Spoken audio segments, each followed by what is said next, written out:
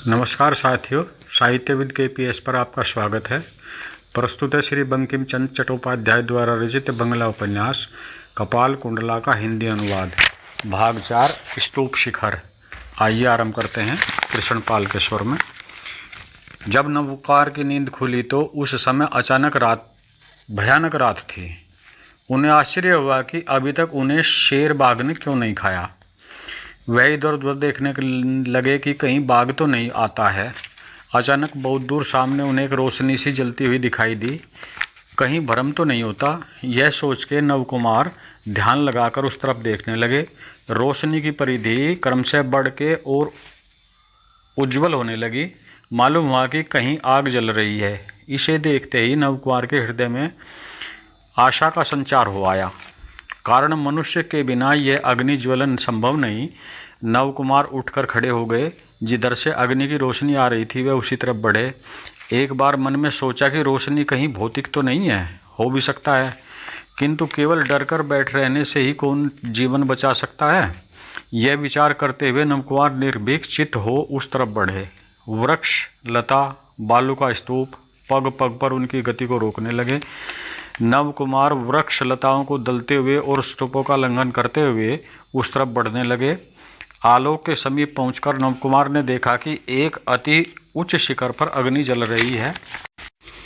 अग्नि के प्रकाश में शिखर पर बैठी हुई मनुष्य मूर्ति आकाश पर चित्रित दिखाई पड़ रही थी। नवकुमार ने संकल्प किया कि इस मनुष्य मूर्ति के निकट पहुंचकर देखना चाहिए और इसी उद्देश्य से वह उधर बढ़ा। अंत में उस स्तूप पर चढ़ने लगे। मन में एक अज्ञात आशंका अवश्य हुई, फिर भी उसकी परवाह न कर नवकुमार आगे बढ़ने लगे। उस आसीन व्यक्ति के सामने पहुंचकर उन्होंने जो कुछ देखा उससे उनके शरीर के रोंगटे खड़े हो गए। वह यह निश्चय न कर सके कि बैठना चाहिए कि भाग जाना चाहिए। चोटी पर बैठा मनुष्य आंखें मूंदे हुए ध्यानमग्न बैठा था।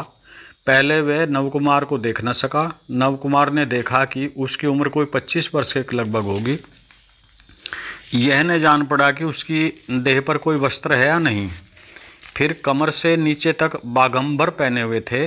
गले में रुद्राक्ष की माला लटक रही थी। सारा चेहरा दाढ़ी, मूछ और कपाल की जटा से प्राय ढका सा था।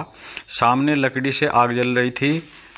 उसी अग्नि की रोशनी को देखकर नवकुमार वहां तक पहुंचे थे, लेकिन नवकुमार को एक तरह की भयानक बदबू भी आ रही थी।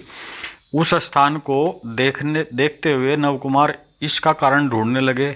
नवकुमार ने उस व्यक्ति के आसन की तरफ देखा कि एक सिर छिन्न मुंड गलित शव पर वह बैठा हुआ था और ध्यानमग्न है। और भी भयभीत दृष्टि से उन्होंने देखा कि पास में ही नरमुंड भी पड़ा हुआ है। खून की कालिमा अभी भी उस पर लगी हुई है। इसके अतिरिक्त उस स्थान के चारों तरफ हड्डियां बिखरी पड़ी हैं। यहाँ तक कि उस रुद्राक्ष की माला में भी बीच बीच में हड्डियां पिरोई हुई हैं।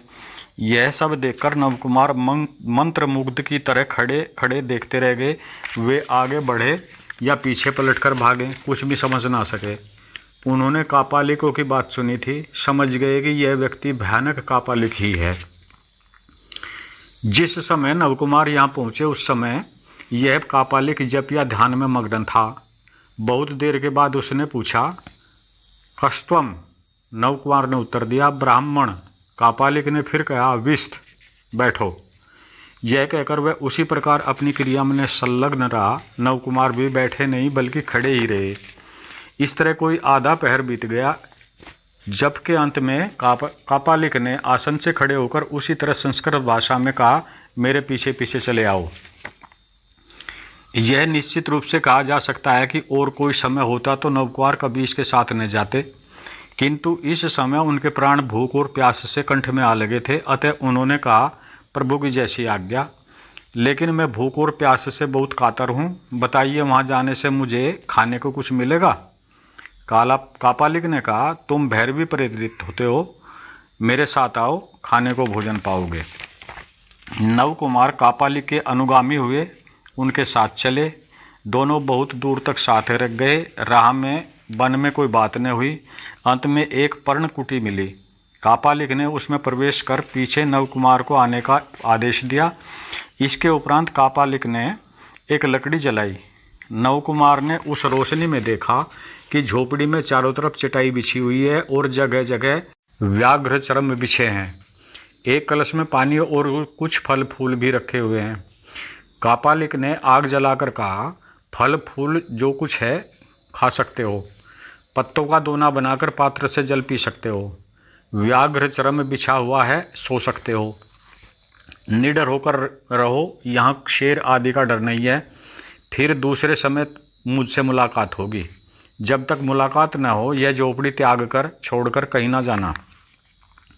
यह कहकर कापालिक चला गया। नवकुमार ने थोड़े फल खाए और कुछ कसेले स्वाद के उस जल को पिया। इतना आहार मिलते ही नवकुमार को परम संतोष हुआ। इसके बाद ही वह उस चरम पर लेट रहे। सारे दिन की मेहनत और जागरण के कारण वह शीघ्र ही निद्रा की गोद में सो गए। भाग 4 यहीं समाप्त होता है। आशा है पसंद आया होगा। कृपया चैनल को लाइक शेयर सब्सक्राइब अवश्य करें। आपका कृष्णपाल, धन्यवाद।